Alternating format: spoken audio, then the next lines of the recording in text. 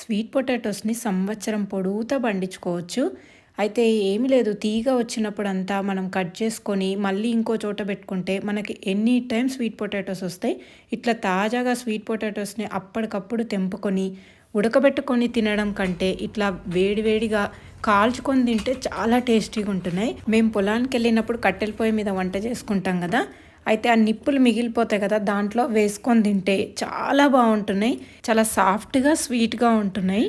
ఎవరైనా కానీ ఇట్లా ఊర్లోకి వెళ్ళినా సరే, ఎవరికైనా ఇట్లా కట్టెల పొయ్యి మీద నిప్పుల మీద కాల్చుకొని తిన్నా సరే, ఓవెన్లో బేక్ చేసుకొని తిన్నా కూడా చాలా బాగుంటాయి. అసలు స్వీట్ పొటాటోస్ ఉడకబెట్టుకొని తినడం కంటే కూడా స్వీట్ పొటాటోస్లో విటమిన్ ఏ, తర్వాత యాంటీ ఆక్సిడెంట్స్ ఇవన్నీ చాలా ఎక్కువగా ఉంటాయి. దీనిలో ఉండే న్యూట్రిషనల్ వాల్యూస్ కూడా చాలా ఎక్కువ కాబట్టి మనం అప్పుడప్పుడు ఇట్లా స్వీట్ పొటాటోస్ తింటుంటే చాలా మంచిది. నిప్పుల్లో కాల్చుకొని తింటే స్టమక్ కూడా అసలు బ్లోటింగ్ అనేది ఉండదు.